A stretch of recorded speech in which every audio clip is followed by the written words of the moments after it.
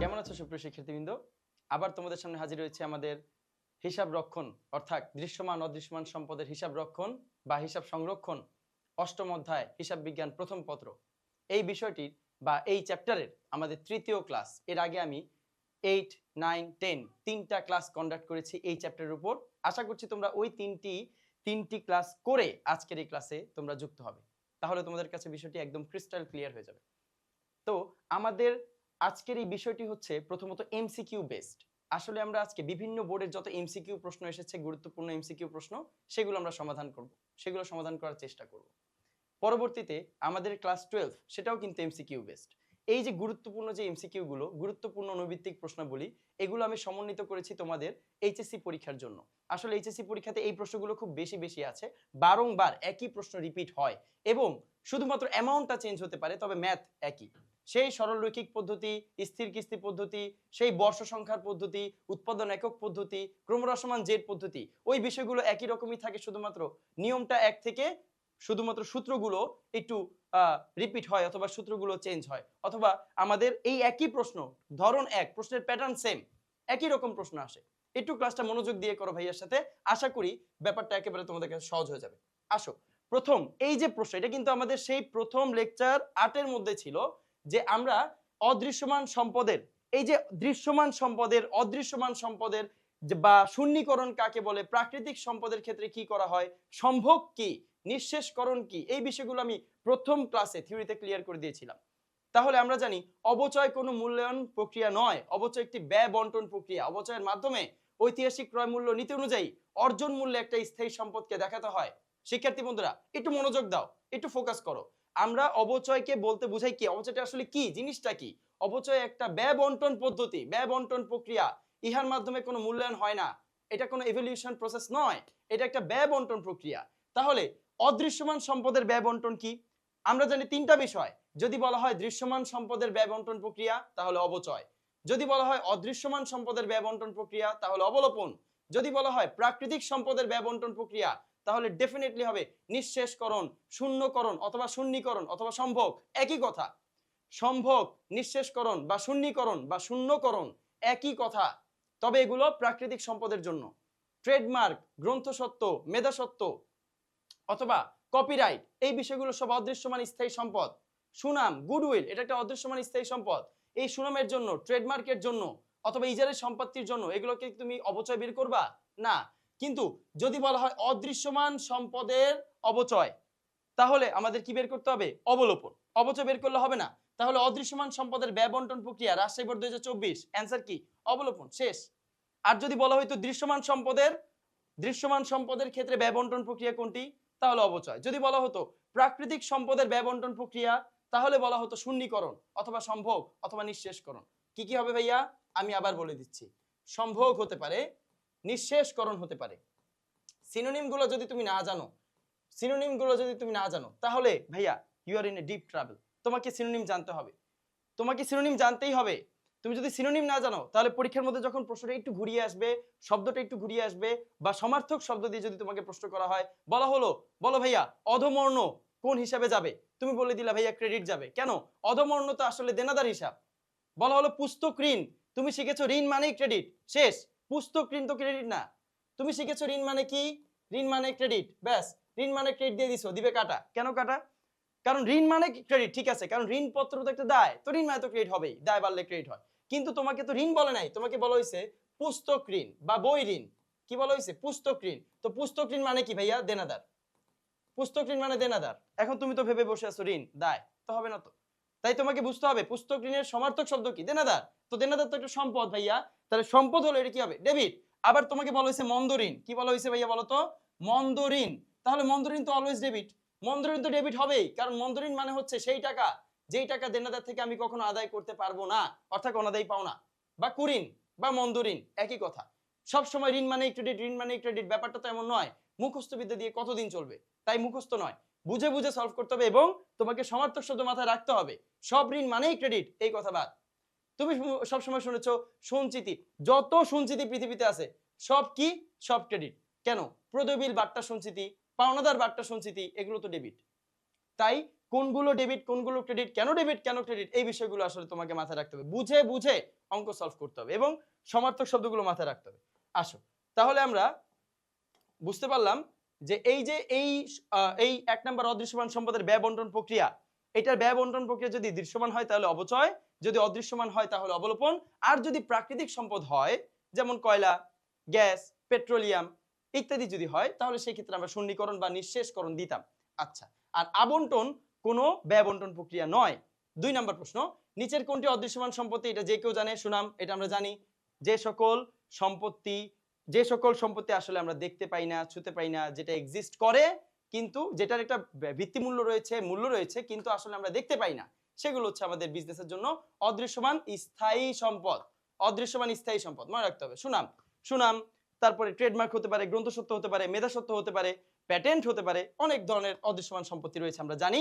Trademark কোন ধরনের সম্পত্তি এটাও বলা আছে, একই ধরনের কথা আমরা বুঝতে পারলাম, এটা একটা অস্পর্শনীয় স্থায়ী সম্পদ। অস্পর্শনীয় স্থায়ী সম্পদ একই ধরনের প্রশ্ন, যশোর বোর্ড 2022। 4 নাম্বার, নিচের কোনটি প্লান সম্পত্তি? আচ্ছা, প্লান সম্পত্তি কারখানায় ব্যবহার হবে। কোথায়? কারখানায়। প্লান সম্পত্তি যদি বলা হয় সরঞ্জাম, যদি বলা হয় অফিস ইকুইপমেন্ট, যদি বলা হয় কারখানা ব্যবহারের জন্য মেশিনারিজ ক্রয় করা হয়েছে, প্লান্ট বা কারখানা ব্যবহার করা হয় ইত্যাদি, এই ব্যবহারজনিত যে কোনো সম্পত্তি প্লান সম্পত্তি। তাহলে এই জায়গার মধ্যে তোমার কি মনে হয় মজুদ পণ্য, প্রাপ্য হিসাব, অগ্রিম ভাড়া এগুলো কোনো প্লান সম্পত্তি? এই তিনটার মধ্যে একটা মিল আছে ভাই, এগুলো কি? এগুলো সব চলতি সম্পদ। কি সম্পদ? চলতি সম্পদ। যে সকল সম্পত্তির মেয়াদ, যে সকল সম্পত্তির মানে এই ব্যবহারটা, সুবিধাটা সেটা 1 বছরের বেশি এক্সিস্ট করে না বা করলেও খুব কম, তো সেই ক্ষেত্রে আমরা সেটাকে বলি চলতি সম্পদ। কিন্তু এই যে সরঞ্জাম, এই সরঞ্জাম আমরা কারখানায় ব্যবহার করতে পারি, মেশিন যন্ত্রপাতি কারখানায় ব্যবহার করতে পারি, তার মানে এটা একটা প্ল্যান সম্পত্তি। উত্তর খ। ইজি, একটু বুঝে বুঝে সলভ করো।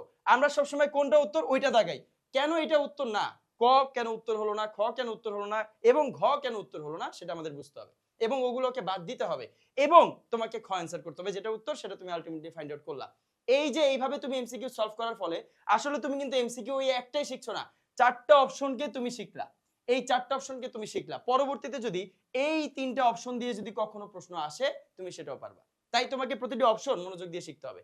এবার আসো 5 নাম্বার, সাধারণত কোন সম্পত্তির অপচয় হয় না? আমরা জানি পৃথিবীতে শুধুমাত্র ভূমি বাদে যে কোনো স্থায়ী সম্পত্তির অপচয় হবে, অবশ্যই হবে। স্থায়ী সম্পত্তি ভূমি বাদে, কারণ ভূমি কি হয়? ভূমির কোনো ক্ষয় নেই এবং ভূমির মেয়াদ নেই। ভূমির মেয়াদ নেই। আমি যদি একটা সম্পত্তির কথা বলি, প্লান সম্পত্তি, সরঞ্জাম, এই প্লান সম্পত্তি বা যে কোনো সম্পত্তি একটা নির্দিষ্ট সময়সীমা রয়েছে। এই হার মেয়াদ আয়ুষ্কাল কত? 10 বছর। এর মেয়াদ কত? 100 বছর। এর মেয়াদ কত? 200 বছর। আহারে ভূমির মেয়াদ কয় বছর? জানি না। তার মানে ভূমির যে মেয়াদটা এটা অসীম, যতদিন পর্যন্ত পৃথিবী আছে ভূমি আছে, এটা ধরে নেওয়া হয়। সুতরাং এই যে ভূমির উপর তুমি কিভাবে অবচয় ধার্য করবা? ভূমির উপর অবচয় ধার্য করা যাবে না। তাই ভূমিকে বলা হয় অবচয় অযোগ্য মূল্য। কি বলা হয়? অবচয় অযোগ্য সম্পদ, অবচয় অযোগ্য মূল্য একই কথা। তাহলে ভূমির উপর অবচয় ধার্য করা যায় না, তাই উত্তর ক। এবার আসো নিচে যে সকল সম্পত্তির, একটা কথা মনে রাখবে, যে সকল সম্পত্তির সময় সীমা নেই অর্থাৎ অসীম সময়ের জন্য রয়েছে তার উপর অবচয় ধার্য করা যাবে না, কারণ অবচয় ধার্য করার জন্য সব থেকে মোক্ষম বিবেচ্য বিষয়ের নাম মেয়াদকাল। এবার আসো 6 নাম্বার, নিচের কোনটি দৃশ্যমান স্থায়ী সম্পদ? আমরা জানি দৃশ্যমান বলা হয়েছে সুনাম, গ্রন্থসত্ত্ব বা কপিরাইট একই কথা, গ্রন্থসত্ত্ব, কপিরাইট, মেধাসত্ত্ব, তারপরে প্যাটেন্ট, এগুলো সব অদৃশ্যমান। তাহলে দৃশ্যমান কোনটি? দালান কোঠা। সহজ আশা করি, একটু মনোযোগ দিয়ে দেখো, সব বোর্ড প্রশ্ন এবং খুবই ইম্পর্টেন্ট। কোন ধরনের সম্পদের অবলোপন করতে? এই জায়গাতে তোমরা কি করবা বলতো? যে কেউ আইসা সবার আগে স্থায়ী সম্পদ দাগাই দিবা, যে কেউ সবাই এই ভুলটা করবাই, কারণ আমরা জানি স্থায়ী সম্পদ 2 ভাগে বিভক্ত ভাইয়া। কয় ভাগে? 2 ভাগে। একটা দৃশ্যমান স্থায়ী সম্পদ আর একটা অদৃশ্যমান স্থায়ী সম্পদ। তাহলে ভাই এখানে কি দৃশ্যমান অদৃশ্যমান কিছুই বলে নাই, বলছে জাস্ট সম্পদের উপর অবলোপন। তাহলে ভাইয়া স্থায়ী সম্পদের একটা প্রকারের নাম কি? স্থায়ী সম্পদের একটা প্রকারভেদের নাম কি? অদৃশ্যমান স্থায়ী সম্পদ। তাহলে অস্পর্শনীয় বা অদৃশ্যমানের ক্ষেত্রে অবলোপন হতেই পারে। কিন্তু ভাই একটু মনোযোগ দিয়ে দেখো তো, এখানে আরেকটা বিষয় রয়েছে, যেমন অলিক সম্পদ। এই অলিক সম্পদের কিন্তু কোনো অপশন নাই। তোমার এখানে স্থায়ী সম্পদ একটা অপশন আছে এবং স্থায়ী সম্পদের মধ্যে একটা চান্স আছে যে না অবলোপন হলেও হতে পারে, কারণ স্থায়ী সম্পদ 2 ভাগে বিভক্ত, একটা স্পর্শনীয় একটা অস্পর্শনীয়। যদি অস্পর্শনীয় বা অদৃশ্যমান হয় সেক্ষেত্রে তুমি অবলোপন করতে পারো, কিন্তু অলিক সম্পদ তো সবসময় অবলোপন হয় ভাইয়া। তাহলে উত্তর কোনটা? অলিক সম্পদ বা ভুয়া সম্পদ বা বাজে সম্পদ অথবা অসমন্বিত ব্যয় সিনোনিম। কেন অলিক সম্পদ ভাই একটা উদাহরণ দেন। বিলম্বিত বিজ্ঞাপন। যে সকল মুনাফা জাতীয় ব্যয় বড় অঙ্কের হয় সাধারণত 1.5-2 বছর বা 5 বছর পর্যন্ত সুবিধা দেয়। মুনাফা জাতীয় ব্যয়ের সংজ্ঞা কি? মুনাফা জাতীয় ব্যয়ের সংজ্ঞা 1 বছর পর্যন্ত সুবিধা দিয়ে থাকবে। কিন্তু যে সকল মুনাফা জাতীয় ব্যয় একটু ব্যতিক্রম ধর্মী হয়, যেমন বিলম্বিত বিজ্ঞাপন, 5 বছরের জন্য বিজ্ঞাপন খরচ দিয়েছে 10,000 টাকা বা 20,000 টাকা। এই যে 20,000 টাকার মধ্যে আপনি ব্যবহার করছেন কত? খেয়াল করেন, টোটাল 5 বছর, 5 বছরের মধ্যে একটু ভাইয়া মনোযোগ দিয়ে খেয়াল করো, আমরা টোটাল 5 বছরটা ক্যালকুলেট করছি। তাহলে আমার 5 বছরের মধ্যে আমি ব্যবহার করছি কয় বছর? 1 বছর। তাহলে 1 বছর ব্যবহার করলে বাকি 4 বছরেরটা কি? বাকি 4 বছরটা কত হয়? 16,000। 1 বছরটা কত হয়? 4,000। ব্যাস 5 দিয়ে কাটাকাটি করো, ব্যালেন্স 4,000। আমাকে বলো, এই যে তুমি 1 বছরেরটা হচ্ছে 4,000 আর বাদ বাকি 4 বছরের বিলম্বিত বিজ্ঞাপন যেটা রয়েছে ব্যবহার করি নাই, ব্যবহার করব, এন্ড ভবিষ্যতে ওই বিলম্বিত বিজ্ঞাপনের আর্থিক মূল্য বা মিনিমাম যে ফ্যাসিলিটির জন্য তুমি বিজ্ঞাপনটা খরিদ করেছিলে ওই ফ্যাসিলিটি থাকতেও পারে, নাও থাকতে পারে। এটা তো বলা যায় না, কারণ মুদ্রাস্ফীতির হার কেউ আগে থেকে ক্যালকুলেট করতে পারে না। তাই এটা একটা যে কোনো অপ্রত্যাশিত সিচুয়েশনের কারণে বা ইনফ্লেশন রেটের কারণে পরবর্তীতে ওই বিলম্বিত বিজ্ঞাপনের মূল্য 16,000, আজকের দিনে 16,000 মনে হচ্ছে, সামনে এই 16,000 টাকার সুবিধা তুমি পেতেও পারো, নাও পেতে পারো। তাহলে যে 16,000 টাকা রয়েছে এটা এই জন্যই অলিক সম্পদ, কারণ পাইবা কিনা এর কোনো নিশ্চয়তা নাই। যে সকল সম্পত্তির ক্ষেত্রে আমরা জানি যে এইটার সুবিধা নিশ্চিতভাবে আমি পাবো কিনা সেই বা সেরকম কোনো নিশ্চয়তা আমার নেই, সেক্ষেত্রে আমরা সেটাকে ভুয়া সম্পদ, বাজে সম্পদ বা অলিক সম্পদ অথবা অসমন্বিত ব্যয় বলি। তাহলে এই যে সম্পত্তি তো 4 প্রকার: স্থায়ী, চলতি, বিনিয়োগ বা লগ্নি এবং অলিক। তাহলে অলিক সম্পদের মধ্যে এই যে তুমি 4,000 টাকা, এটা কিভাবে বের করলা? কিভাবে বের করলা? 20,000 টাকা ব্যবহার করেছি কত? 4,000 টাকা, মানে 1 বছর, যেটা রানিং এ তুমি ব্যবহার করেছো 1 বছর। 5 বছরের মধ্যে 1 বছর ব্যবহার করা শেষ, তাহলে বাকি 4 বছরটা বাকি আছে, মাইনাস দিলে তোমার রেজাল্ট কত ভাইয়া বলো? কত? 16,000 টাকা। তার মানে এই যে 16,000 টাকা, এই 16,000 টাকা বের করলা তুমি অবলোপন প্রক্রিয়ায়। এই 4,000 টাকাকে বলা হবে অবলোপিত বিজ্ঞাপন। অবলোপন মানেই খরচ, অবলোপন মানে চার্জ, অবলোপন মানে কর্তন, অবলোপন মানে সমন্বয়। তাহলে এই 4,000 টাকা কি ভাইয়া? অবলোপন। সুতরাং এখানে এটাই বলা হয়েছে কোন ধরনের সম্পদের ক্ষেত্রে, বলা হয় নাই স্থায়ী সম্পদ, বলা হয় নাই চলতি সম্পদ, যে কোনো সম্পদ, 4 প্রকার সম্পদ যে কোনোটা হইতে পারে, কোন ধরনের সম্পদের ক্ষেত্রে কি হবে? অবলোপন হবে। সুতরাং অলিক সম্পদ কোনো সুযোগই নাই, অলিক সম্পদের করতে হলে তোমাকে অবলোপনই করতে হবে, অবচয় করার জায়গা নেই। যেমন বিলম্বিত বিজ্ঞাপনের ক্ষেত্রে আমরা অবলোপন করলাম, আমরা জানি বিলম্বিত বিজ্ঞাপন একটা অলিক সম্পদ। তো এই যে বিষয়গুলো তোমাকে মাথায় রাখতে হবে যে আমরা খুব ক্লোজ কল, এখানে কিন্তু 99% শিক্ষার্থী এখানে স্থায়ী সম্পদ দাগাবে, কিন্তু স্থায়ী সম্পদ কিন্তু আসলে রং, ঠিক না, আমাদের খ দাগাতে হবে অলিক সম্পদ। আশা করি ব্যাপারটা তোমাদের কাছে ক্লিয়ার। 8 নাম্বার দেখো শিক্ষার্থী বন্ধুরা, একটু মনোযোগ দিয়ে খেয়াল করো। 8 নাম্বার, ব্যবসায় কোন ধরনের সম্পদের উপর অবচয় ধার্য করতে হয়? এখন অবচয়ের কথা যখন বলা হয়েছে তাহলে তো তোমার রাতে কিছু বলার নাই। এখন অবচয় আমরা অলরেডি জানি যে ভাই অলিক সম্পদের উপর জীবন অবচয় ধরা যায় না, এই মাত্র শিখলাম। আর অস্পর্শনীয় সম্পদের উপর তো অবলোপন ধরতে হয়, তাহলে এটাও বাদ। আর চলতি সম্পদের উপর কখনো অবচয়ও হয় না, অবলোপন তো দূরের কথা। সুতরাং হবে অ্যান্সার স্থায়ী সম্পদ। কথা বুঝতে পেরেছো?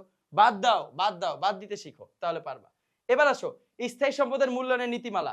খেয়াল করো 9 নম্বর প্রশ্ন, যে সব উপাদানের অবচয় নির্ণয়কে প্রভাবিত করে। আমি এটা প্রথম ক্লাসে বলেছিলাম যে অবচয় নির্ণয়ে প্রভাব বিস্তার করে কোন ধরনের উপাদান? যেমন আয়ুষ্কাল হতে পারে, ভগ্নাবশেষ মূল্য হতে পারে, অর্জন মূল্য বা ক্রয় মূল্য হতে পারে, বা পুঞ্জীভূত অবচয় হতে পারে যদি পদ্ধতি অন্যরকম হয়। এই ক্ষেত্রে সম্পত্তির ক্রয় মূল্য মানে অর্জন মূল্য, অর্থাৎ একটা সম্পত্তির ক্রয় মূল্যের সাথে তার ক্রয় সংক্রান্ত যত আনুষঙ্গিক খরচ রয়েছে সেগুলোকে অ্যাড করে দিব, প্লাস করে দিব, শেষ। আমার অর্জন মূল্য কিভাবে বের করতে হয়? অর্জন মূল্য সমান সমান ঐতিহাসিক ক্রয় মূল্য নীতি অনুযায়ী অর্জন মূল্য সমান সমান নির্দিষ্ট বা সংশ্লিষ্ট সম্পদের বের করতে হবে কি? অর্জন মূল্য, সংশ্লিষ্ট সম্পদের ক্রয় মূল্য প্লাস আনুষঙ্গিক খরচ। তার মানে এই যে ক্রয় মূল্য, এর ফলে অবশ্যই অবচয় প্রভাবিত হয়। অবচয় নির্ণয়ের কালে আমাদের অবশ্যই কি করতে হবে? ক্রয় মূল্য নির্ণয় করতে হবে বা অর্জন মূল্য নির্ণয় করতে হবে, তাহলে প্রভাব বিস্তার করে। আয়ুষ্কাল বছর সারা তো তুমি ধরতেই পারবা না। আমরা জানি অবচয় দুই ভাবে বিভক্ত, একটা এককের জন্য বা কার্য ঘন্টার জন্য, কার্য এককের জন্য, আর একটা সময়ের উপর ভিত্তি করে। সময়ের উপর ভিত্তি করে, যেমন উৎপাদন একক সময়ের উপর ভিত্তি করে না, উৎপাদন একক হচ্ছে আলাদা, এটা এককের উপর বেস্ট করে, কার্য এককের উপর বেস্ট করে। উৎপাদন একক, যত একক পণ্য উৎপাদন হবে তত এককের অবচয় হবে। কিন্তু বর্ষ সংখ্যা, সরল রৈখিক, ক্রমহ্রাসমান ভাইয়া কি হবে? ক্রমহ্রাসমান সরলরৈখিক বর্ষ সংখ্যা এটা কিভাবে বের করো? আমরা জানি সরলরৈখিকের ক্ষেত্রে আমরা জানি 100% ভাগ আয়ুষ্কাল, ভাগ কি আয়ুষ্কাল অর্থাৎ এটার বয়স। তাহলে আমি এই যে আয়ুষ্কাল দিয়ে যদি 10 বছরের আয়ুষ্কাল, তাহলে 10 দিয়ে কাটাকাটি করলে 10% হবে। তাহলে অবচয়ের হার কত? 10%। অবচয়ের হার আমি কি আয়ুষ্কাল ছাড়া বের করতে পারবো? উত্তর না। তার মানে অবচয় নির্ধারণ কালে অবশ্যই আয়ুষ্কাল একটা মিনিমাম ইম্প্যাক্ট করে রাখে। তারপরে আনুমানিক ভগ্নাংশ মূল্য, আমরা জানি আনুমানিক ভগ্নাংশ মূল্য কি? একটা সম্পত্তির মেয়াদকাল শেষে ওই সম্পত্তিতে যত টাকা রিটেইন করা যাবে, যত টাকা ফিরে পাওয়া যাবে, ওই অতটুকু টাকার নাম হচ্ছে ভাঙারি মূল্য, সোজা হিসাব, ওইটার নাম হচ্ছে ভগ্নাংশ মূল্য। আপনি একটা মেশিন ক্রয় করেছেন, মেয়াদ 10 বছর, 10 বছর বা 20 বছর, হোয়াট এভার ইট ইজ, 20 বছর ধরলাম। 20 বছর পরে ওই মেশিন কি ভ্যানিশ হয়ে যাবে? ভাই আমাকে উত্তর দাও তো। ওই মেশিন কি উধাও হয়ে যাবে? না। উত্তর হচ্ছে না। তাহলে ওই মেশিন কি করবে? কম কোয়ালিটিতে পণ্য প্রডিউস করবে। আমি 20 বছর যে কোয়ালিটিতে পণ্য প্রোডাকশন করেছে ওই মেশিনের সাহায্যে, 21তম বছরে গিয়ে সেম কোয়ালিটি সে আমাকে এনশিওর করতে পারবে না। এই জন্য আমি এটাকে সেল করে দিচ্ছি। আমার কাছে কোয়ালিটি না থাকতে পারে ওই মেশিনের, বাট অন্য কোনো থার্ড পার্টির কাছে কোয়ালিটি থাকতেই পারে। তাহলে অন্য কোনো ব্যক্তির কাছে আমি যখন মেয়াদ শেষে, বারবার বলছি মেয়াদ শেষে যখন একটা মেশিন আমি সেল করে দিচ্ছি, ওই মেশিন থেকে যত টাকাই পাবো, 1 টাকা হোক, 2 টাকা হোক, 1 লক্ষ, 2 কোটি, যত টাকাই হোক, সেটা আমার ভগ্নাবশেষ মূল্য। তাহলে এই ভগ্নাবশেষ মূল্য কিভাবে অবচয় নির্ণয়ে ইম্প্যাক্ট করে? আমরা জানি ভাই, একটু খেয়াল করো, সরলরৈখিক পদ্ধতিতে আসো, স্থির কিস্তি পদ্ধতিতে আসো। তাহলে ভগ্নাবশেষ মূল্যের মধ্যে তুমি কি জানো? নিচে আয়ু দিয়ে ভাগ দাও বা আয়ুষ্কাল দিয়ে ভাগ দাও, ভালো কথা, আয়ুষ্কাল দিয়ে ভাগ দিলাম। উপরে তুমি কি দাও? সম্পত্তির অর্জন মূল্য। কি দাও? অর্জন মূল্য। অর্জন মূল্য থেকে তুমি কি বাদ দাও? ভগ্নাবশেষ মূল্য। এখন আমাকে উত্তর দাও, ভগ্নাবশেষ মূল্য কোন জায়গায় ভগ্নাবশেষ মূল্য আসলে ইম্প্যাক্ট করে? অবচয়যোগ্য মূল্য। অবচয়যোগ্য মূল্যের সূত্র কি ভাইয়া? অবচয়যোগ্য মূল্যের সূত্র হচ্ছে সংশ্লিষ্ট অর্জন মূল্য মাইনাস ভগ্নাবশেষ মূল্য ইজ ইকুয়াল টু অবচয়যোগ্য মূল্য। যেই টাকার উপর আমি অবচয় ডেপ্রিসিয়েশন ধরবো, তাহলে আমি অবচয় নির্ণয়ের কালে আমার এই ভগ্নাবশেষ মূল্য একটা অবশ্যই কি আছে? প্রভাব আছে।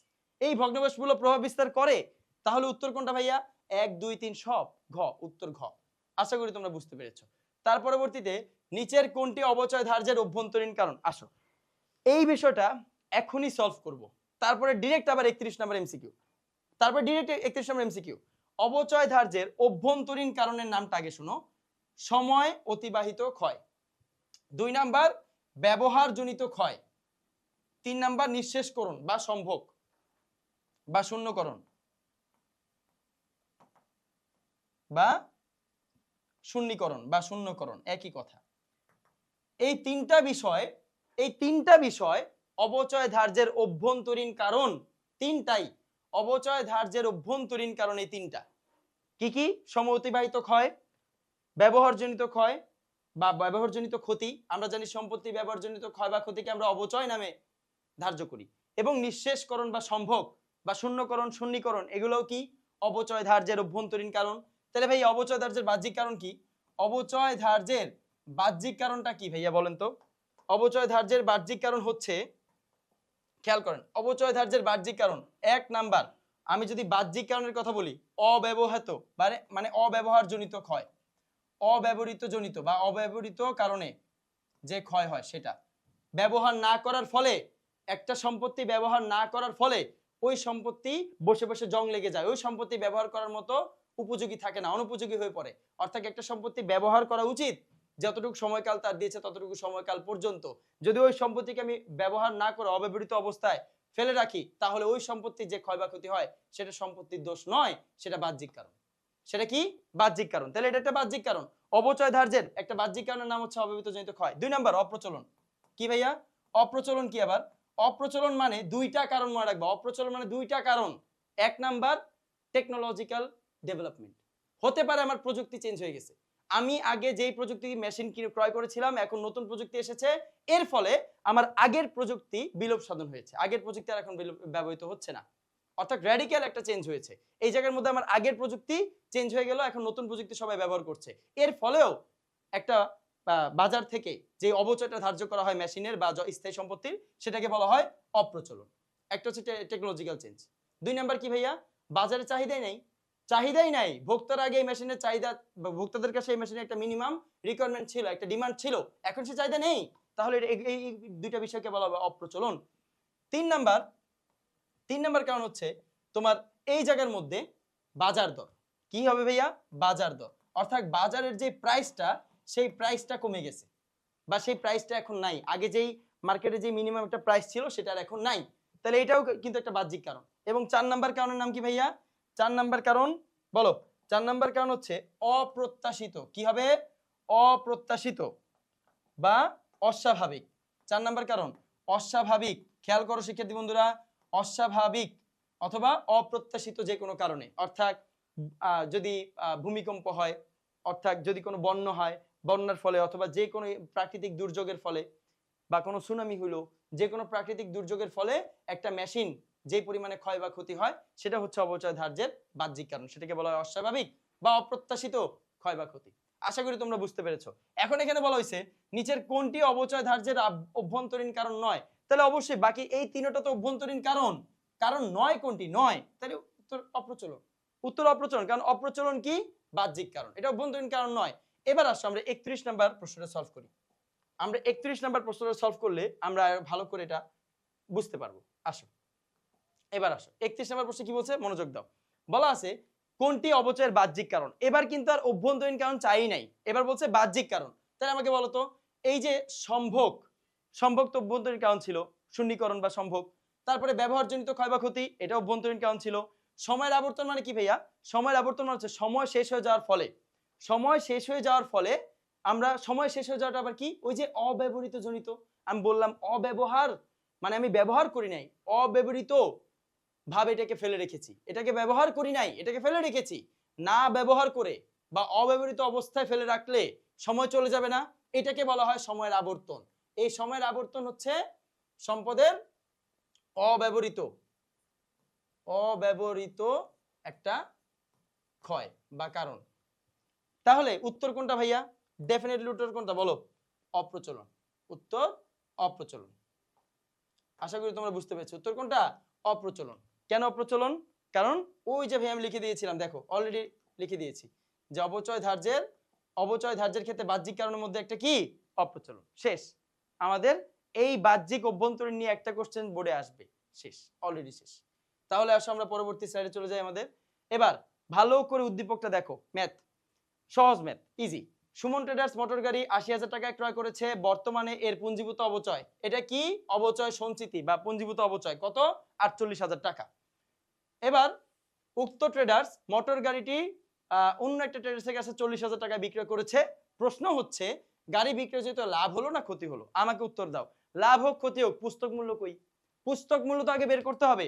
তাহলে পুস্তক মূল্য বের করার সূত্র আমরা জানি, অর্জন মূল্য বা যেই প্রকৃত মূল্যটা রয়েছে সেই ৮০,০০০ টাকার মূল্য থেকে আমি অবচয় সঞ্চিতিকে মাইনাস দিব। অবচয় সঞ্চিতি কত ভাইয়া? ৪৮,০০০ টাকা। দেন মাইনাস রেজাল্ট কত? ৩২,০০০ টাকা। অর্থাৎ আপনি যেই দিন এই মেশিনটি সেল করেছেন ওই দিন এই মেশিনের দাম ৩২,০০০ টাকা, কিন্তু আপনি মেশিনটি সেল করেছেন ৪০,০০০ টাকায়। তার মানে বিক্রয় মূল্য আপনার পুস্তক মূল্য থেকে বেশি, কত? ৮,০০০ টাকা বেশি। ৪০,০০০ টাকায় বিক্রি করেছি, দাম ৩২। তাহলে আমি ৮,০০০ টাকায় বেশি বিক্রি করলাম না ভাইয়া? তাহলে ৮,০০০ টাকা বেশি বিক্রি করলে কি হবে? লাভ হবে। উত্তর ক। এবার আসো, গাড়িটির বিক্রয়জনিত লেনদেন প্রতিষ্ঠানের হিসাব সমীকরণে কি ধরনের প্রভাব ফেলবে বা হিসাব সমীকরণে কি কি প্রভাব ফেলবে? তাহলে গাড়িটি যে বিক্রয় করলাম, বিক্রয় করার ফলে আমার কি গাড়িটি চলে গেল না? তাহলে আমার সম্পদ হ্রাস পাবে কিনা? আমি যদি সম্পদ সেল করে দিই আমার তো সম্পদ চলে যাবে, তো সম্পদ হ্রাস পেলে কি হবে? ১ নাম্বার হবে সম্পদ হ্রাস পাবে, এটা ঠিক আছে। হিসাব সমীকরণে এ মাইনাস হবে এবং বলা হচ্ছে মালিকানা সত্ত্ব বৃদ্ধি পাবে। কিভাবে বৃদ্ধি পাবে ভাইয়া? আমরা জানি গাড়ি বিক্রয়জনিত লাভ হয়েছে কত? ৮,০০০ টাকা। তাহলে ভাই আমাকে বলো, গাড়ি বিক্রয় করার ফলে যদি আমার ৮,০০০ টাকা লাভ হয়, ওই লাভের ফলে আমাদের বিশদ আয় বিবরণীতে কি প্রভাব পড়বে? বিশদ আয় বিবরণী, এটা একটা মুনাফা জাতীয় আয়। এর ফলে বিশদ আয় বিবরণীতে কি ধরনের প্রভাব পড়বে ভাইয়া বলো তো? বিশদ আয় বিবরণীতে আমরা এটা অন্যান্য আয়তে লিখব, অপরিচালন আয়। অন্যান্য আয়তে এটাকে প্লাস করব। অন্যান্য আয়তে কি লিখব? ৮,০০০ টাকা প্লাস বা গাড়ি বিক্রয় জনিত লাভ ৮,০০০ টাকা। এর ফলে আমার বিশদ আয় বিবরণীতে নিট মুনাফা বৃদ্ধি পাবে। আর নিট মুনাফা গিয়ে যোগ হবে কার সাথে? ওনার সিকিউরিটির সাথে। তাহলে আমার দিন শেষে মালিকানা তহবিল বা মালিকানা সত্ত্ব বাড়বে না কমবে? প্রশ্ন ওইখানে। অবশ্যই আমার মালিকানা সত্ত্ব বৃদ্ধি পাবে। তাহলে তিনও ঠিক আছে। তাহলে ভাই এবার ২ আসি, সম্পদ বৃদ্ধি পাবে। তো সম্পদ একবার হ্রাস আবার বৃদ্ধি কেমনে ভাইয়া? নগদ টাকা। আপনি বলেন নগদ টাকা, আপনি নগদে সম্পত্তি সেল করেছেন না, নগদ টাকা আসছে। যেই সম্পত্তি সেল করেছেন ওই সম্পদ চলে গেছে, তাহলে গাড়ি হ্রাস, নগদ টাকা আসছে, নগদ টাকা বৃদ্ধি। তাহলে গাড়ি হ্রাস পাওয়ার কারণে সম্পত্তি হ্রাস আর নগদ টাকা আসার কারণে সম্পত্তি বৃদ্ধি। তিনোটাই সঠিক, উত্তর ঘ। বুঝতে পেরেছো? পরবর্তী কোশ্চেন, মনোযোগ দাও, একটু মনোযোগ দাও। একটি প্রতিষ্ঠানের অফিস সরঞ্জামের অপচয়ের হার কয় পার্সেন্ট দেওয়া আছে? অপচয়ের হার আমাদের বের করতে হবে না, দেওয়া আছে। অফিস সরঞ্জামের পুস্তক মূল্য, আচ্ছা খেয়াল করো এটা কিন্তু পুস্তক মূল্য, তার মানে অফিস সরঞ্জামের যে অর্জন মূল্য সেখান থেকে কিন্তু অলরেডি এইটার পুস্তক মূল্য বের করে দেওয়া আছে, অর্থাৎ পুঞ্জীভূত অপচয় মাইনাস করে দিয়েই তারা 50,000 টাকা বলছে। অফিস সরঞ্জামের পুঞ্জীভূত অপচয়ের উদ্দীপ্ত হচ্ছে 10,000 টাকা। এখন অফিস সরঞ্জামের ক্রয় মূল্যের পরিমাণ কত? আমাকে উত্তর দাও। ক্রয় মূল্য মানে অর্জন মূল্য। আচ্ছা আমরা নরমাল সূত্রে আসি, আর সহজ করে বুঝাই, নরমাল সূত্রে আসি। ওকে, মনোযোগ দাও। আমরা জানি এই যে ক্রয় মূল্য তুমি বের করো, এই ক্রয় মূল্যের সূত্রটা কি ভাইয়া বলো তো? এই ক্রয় মূল্যের বেসিক সূত্রটা কি? সূত্রটা হচ্ছে যে আমরা এই জায়গার মধ্যে অর্জন মূল্যটা থাকে, সেখান থেকে আমরা বাদ দেই কারে? অর্জন মূল্য বাদ দেই কাকে? পুঞ্জীভূত অপচয়। পুঞ্জীভূত অপচয়। এই পুঞ্জীভূত অপচয় বাদ দিলে আমরা কি পাই ভাইয়া বলো তো? আমরা এই জায়গার মধ্যে কি পাই? পুস্তক মূল্য পাই। কি পাই? পুস্তক মূল্য পাই বা বই মূল্য পাই। আচ্ছা, পুস্তক মূল্যের সূত্র আমি লিখলাম, পুস্তক মূল্য ইজ ইকুয়াল টু অর্জন মূল্য মাইনাস পুঞ্জীভূত অপচয়। আমার কাছে চাইছেই অর্জন মূল্য, তার মানে ক্রয় মূল্য নির্ণয় করতে বলা হয়েছে ক্রয় মূল্য। তাহলে ভাইয়া ক্রয় মূল্য মানে কি? অর্জন মূল্য না? অর্জন মূল্য। তো ক্রয় মূল্য অর্জন মূল্য ওই পাশে থাক, আমরা তো পক্ষান্তরের নিয়ম জানি, একদম বেসিক ম্যাথ। তাহলে এই যে মাইনাসে পুঞ্জীভূত অপচয়, এইটা যদি এই পাশে আসে তাহলে অবশ্যই প্লাসে হয়ে যাবে। তার মানে আমি উল্টা করে বলতে পারি, ডেফিনেটলি এই জায়গার মধ্যে উল্টা করে আমি বলতে পারি যে অর্জন মূল্য সূত্র, অর্জন মূল্য যদি বের করতে হয়, অর্জন মূল্য ইজ ইকুয়াল টু পুস্তক মূল্য যা অলরেডি ওই পাশে আছে। পুস্তক মূল্য অলরেডি ওই পাশে এক্সিস্ট করছে, এরপরে আমি প্লাস করে দিব এই যে মাইনাসে পুঞ্জীভূত অপচয়, ওই পাশে গিয়ে প্লাস, অর্থাৎ left hand side and right hand সাইডের নিয়ম। তো ওই পাশে গিয়ে প্লাস হয়ে গেল কত? পুঞ্জীভূত অপচয়। পুঞ্জীভূত অপচয়। তাহলে আমাকে বলো সূত্র অনুযায়ী এবার তুমি নিজে নিজে প্লাস করো, হাতে হাতে হ্যান্ড ক্যালকুলেশন। পুস্তক মূল্য কত? কত? 50। আচ্ছা, আর পুঞ্জীভূত অপচয় কত ভাইয়া? 10। তাহলে 50 আর 10 রেজাল্ট কত? অ্যানসার 60। আশা করি তোমরা বুঝেছো। রেজাল্ট 60। কিভাবে 60,000 টাকা হয়েছে বুঝতে পারছো? জাস্ট সূত্র বসাই দিলাম। এইটুকু একটা সূত্র মাথায় রাখবা, বাকি সবগুলো ওখান থেকে বের করবা, ইজি। তো এখান থেকে যদি তোমার কাছে পুঞ্জীভূত অপচয় চায়, যদি তোমার এখান থেকে যদি তোমার কাছে পুঞ্জীভূত অপচয় চাইতো যে না ভাই আপনি পুঞ্জীভূত অপচয় বের করে দেখান, তাহলে পুঞ্জীভূত অপচয় যদি চাওয়া হইতো তাহলে তুমি পুঞ্জীভূত অপচয় বের করে দেখাইতে পারতা। পুঞ্জীভূত অপচয় এই পাশে নিয়ে আসতা, অথবা পুঞ্জীভূত অপচয়টা এই পাশে নিয়ে এসে প্লাসে দিতা, আর পুস্তক মূল্য এই পাশে নিয়ে যায় মাইনাস দিতা। অর্থাৎ অর্জন মূল্য মাইনাস পুস্তক মূল্য ইজ ইকুয়াল টু পুঞ্জীভূত অপচয় বা অপচয় সঞ্চিতি। একই তো কথা, একটা সূত্র, সবগুলো অঙ্কই হবে। এবার আসো পরবর্তী ম্যাথ কি বললো? বললো অফিস সরঞ্জামটি 40,000 টাকায় বিক্রয় করা হয়। কত হাজার টাকা ভাইয়া? অফিস সরঞ্জামটি 40,000 টাকায় বিক্রয় করা হয়, তবে কত টাকা লাভ বা ক্ষতি হবে? আমার তো এনে কাজই নাই। তাহলে দেখো ভাইয়া আমাদের কিন্তু এই জায়গার মধ্যে কোনো মানে এত ক্যালকুলেশন করা লাগবে না, জাস্ট এখানে বের করেই দেওয়া আছে যে পুস্তক মূল্য যদি হয় 50,000 টাকা, আমি বিক্রি করলাম 40, আমাকে উত্তর দাও তোমার এই যে বিক্রয় মূল্য, এটা তো 10,000 টাকা কম হয়ে গেল। বিক্রয় মূল্য যদি তোমার পুস্তক মূল্য থেকে কম হয়ে যায় তাহলে ক্ষতি, তাহলে ক্ষতি। সুতরাং এই জায়গার মধ্যে 40,000 টাকা বিক্রয়ের ফলে 10,000 টাকা তোমার কি হয়ে গেল? ক্ষতি। অ্যান্সার খ। এইভাবে অ্যান্সার করতে হবে তোমাকে, ক্যালকুলেশন গুলো হাতে হাতে করে ফেলবা, একেবারে 10 থেকে 12 সেকেন্ডের মধ্যে তোমার অ্যান্সার হয়ে যাবে। একটু জাস্ট ভাবতে হবে, তবে আবার দেখা মাত্র দাগিয়ে দিও না, একটু ভাইবে অ্যান্সার দিতে হবে। আচ্ছা, তারপরে আসো 15 নাম্বার কোশ্চেন। সাফওয়ান ট্রেডার্স এর একটি মেশিনের আয়ুষ্কাল কয় বছর ভাইয়া বলো? 10 বছর। বার্ষিক অপচয় 20,000, ভগ্নাংশ মূল্য 10,000, মেশিনের ক্রয় মূল্য কত? সেম কোশ্চেন ভাই, সেম কোশ্চেন, খালি একটু ভাবো, দেখতে মনে হয় যে কি না কি জানি একটা দিয়ে দিছে, ব্যাপারটা তো ইজি। আমার আয়ুষ্কাল 10 বছর, তার মানে কি? তার মানে কি 10টা বছর, 12 মাস কইরা 10 বার পার হইছে। প্রতি 12 মাসে, প্রতি বছরে 10,000 টাকা 20,000 টাকা করে অপচয় হইলে 10 বছরে অবশ্যই আমার 20,000 গুণ 10, তার মানে 2 লক্ষ টাকা। কত? 2 লক্ষ টাকার অপচয় আমার হইছে। আচ্ছা ভালো কথা, 2 লক্ষ টাকার অপচয় হইলো এবং আমার ওই মেশিনের ভগ্নাবশেষ মূল্য কত? 10,000। তাহলে 2 লাখ প্লাস 10, 2 লাখ প্লাস 10। ভাইয়া 10,000 প্লাস কেন করলেন? 10,000 করতে গেছো প্লাস কেন করলেন? আমাকে উত্তর দেন, আপনি অপচয় কার উপর ধরেন? অর্জন মূল্যের উপর নাকি অপচয়যোগ্য মূল্যের উপর? সরল রৈখিক পদ্ধতির কথা বলছি। অপচয় সরল রৈখিক পদ্ধতিতে আপনি কার উপর ধরেন? অপচয়যোগ্য মূল্যের উপর নাকি অর্জন মূল্যের উপর? কোনটা হবে? অবশ্যই অপচয়যোগ্য মূল্যের উপর হবে। তাহলে অপচয়যোগ্য মূল্য আপনি কেমনে বের করছেন? আমাকে উত্তর দেন, অপচয়যোগ্য মূল্যটা আপনি বের করছেন কেমনে? নিশ্চয়ই ভগ্নাবশেষ মূল্যটা মাইনাস করছেন। এই যে রেসিডিউয়াল ক্লেমেন্ট বা ভগ্নাবশেষ মূল্য এটা কি করা হয়েছে মাইনাস, তো ভগ্নাবশেষ মূল্য আপনি মাইনাস করছেন, এখন আপনি এটা প্লাস করে দিবেন, নাহলে তো আপনি ক্রয় মূল্য পাবেন না। অর্জন মূল্য থেকে আগে আপনি ভগ্নাবশেষ মূল্য মাইনাস করেছেন, এখন অর্জন মূল্যের সাথে ভগ্নাবশেষ মূল্য প্লাস করে দিবেন, তাইলে আপনি অর্জন মূল্য বা ক্রয় মূল্যটা পাইবেন। এখানে ক্রয় মূল্য মানে অর্জন মূল্য চাওয়া হয়েছে, answer 2 lakh plus 10 is equal to 2 lakh 10। সহজ না? সহজ না ভাইয়া বলো? কি খুব কঠিন কিছু? ইজি। এবার আসো, চেকে 20,000 টাকার কল কবজা ক্রয় করে পরিবহন বাবদ 500 টাকা এবং সংস্থাপন বাবদ 2,000 টাকা প্রদান করলে লেনদেনের জাবেদায় মেশিন হিসাব বরাবর কত টাকা লিখবো? আমরা জানি ঐতিহাসিক ক্রয় মূল্য নীতি। কি নীতি? ঐতিহাসিক, ঐতিহাসিক, খেয়াল করুন ভাইয়া, ঐতিহাসিক ক্রয় মূল্য নীতি, ঐতিহাসিক ক্রয় মূল্য নীতি। এই ঐতিহাসিক ক্রয় মূল্য নীতি অনুযায়ী আমি কি জানি? কি জানি? সব সময় অর্জন মূল্যে শো করতে হবে মেশিনের দাম। অর্জন মূল্য, অর্জন মূল্য সমান সমান কি হবে? কি হবে? ক্রয় মূল্য প্লাস আনুষঙ্গিক খরচ। এখানে 500 টাকা আনুষঙ্গিক খরচ আছে পরিবহন বাবদ, 2,000 টাকা আছে পরিবহন সংস্থাপন বাবদ, টোটাল কত হলো? 20,000 প্লাস 2,000 প্লাস 500, তাহলে 22,500। অ্যানসার ক। সবাই পারে, ইজি, সহজ তো, খুব আহামরি তো কিছু না। তাহলে 20,000 প্লাস 2,000 প্লাস 500, 22,500 টাকা অর্জন মূল্য, খেলা শেষ। আমার ক্রয় মূল্য এতটুকুই। লেনদেনের জাবেদা, জাবেদা না, অ্যাকাউন্টিং এর যত জায়গাতে তুমি লিখবা, আর্থিক অবস্থার বিবরণী বলো, বিশদায় বিবরণী বলো, যে একতরফা দাখিলা বলো, যে কোনো জায়গায় যাই বলো না কেন, অবচয় তোমার এখানে অর্জন মূল্য বাবদ তোমাকে 22,500 টাকাই দেখাইতে হবে, শুধু জাবেদা না। জাবেদা তো আমার প্রাথমিক বই, এছাড়া এরপরে যে হিসাবের রাজা রয়েছে, হিসাবের রাজাকে খতিয়ান, খতিয়ান হিসাবের চূড়ান্ত হিসাব, সেই খতিয়ানও কিন্তু আমার 22,500 অন্তর্ভুক্ত করতে হবে। খতিয়ানের পরে তুমি সংক্ষিপ্তকরণে যাবা, রেয়ামিলে যাবা, রেয়ামিলে কত লাগবে? 20,000, নো, কত? 22,500। তো রেয়ামিলে 22,500 লিখছো, রেয়ামিল থেকে তুমি বিশদায় বিবরণী স্থানান্তর করবা না? করবা কিনা? সেখানে 22,500। বিশদায় বিবরণী থেকে পুঞ্জীভূত অপচয় নামে তুমি যখন আর্থিক অবস্থার বিবরণীতে লিখবা, সেখানেও 22,500। অর্থাৎ অ্যাকাউন্টিং এর সব জায়গায় তোমাকে কিন্তু লিখতে হবে অর্জন মূল্যে, ক্রয় মূল্যে। এটাই তো ঐতিহাসিক ক্রয় মূল্য নীতি। সহজ না ভাইয়া বলো? এরপরে আসো, এরপরে আসো, কি বলছে? এরপরে বলছে পরবর্তী প্রশ্ন, সুমা ট্রেডার্স ব্যবসার জন্য 50,000 টাকা দিয়ে একটি যন্ত্র ক্রয় করে এবং আমদানি শুল্ক বাবদ 5,000 টাকা প্রদান করে, এছাড়া বহন খরচ 3,000, মেশিনের অপারেটরের বেতন 1,000 টাকা। এই জায়গায় শিখার বিষয় আছে। একটা মেশিন আমি ক্রয় করেছি, ওই মেশিন ক্রয় বাবদ যদি কোনো খরচ হয় সেটা আমি প্লাস করব। ওই মেশিন ব্যবহার করার পরে নষ্ট হয়ে গেছে বা ব্যবহার করার জন্য যে ধরনের খরচের প্রয়োজন হয়, সেই খরচ তো ভাই আমি এখানে অ্যাড করব না।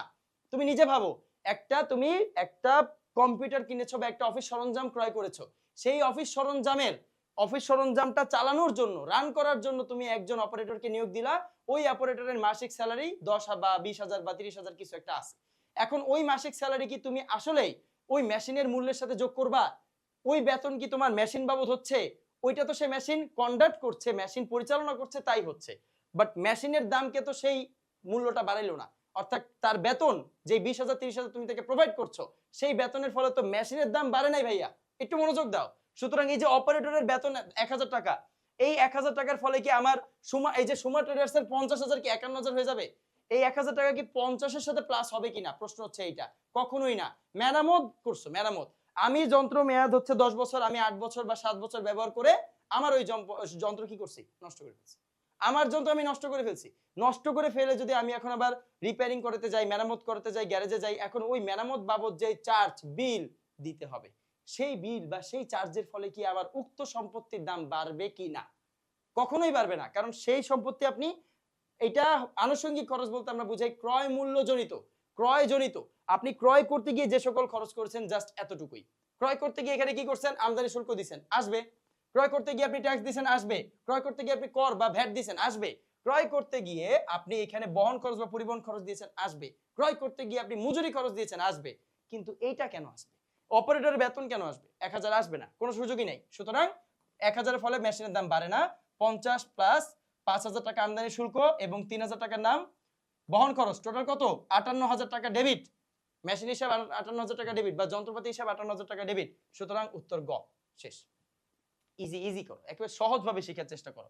যদি মেরামত থাকতো, অন্য কোনো পরিবর্তনশীল খরচ থাকতো, এটা ডেফিনেটলি একটা পরিবর্তনশীল খরচ বা ভেরিয়েবল কস্ট, সুতরাং সেটা এখানে অ্যাড হবে না, হবে না।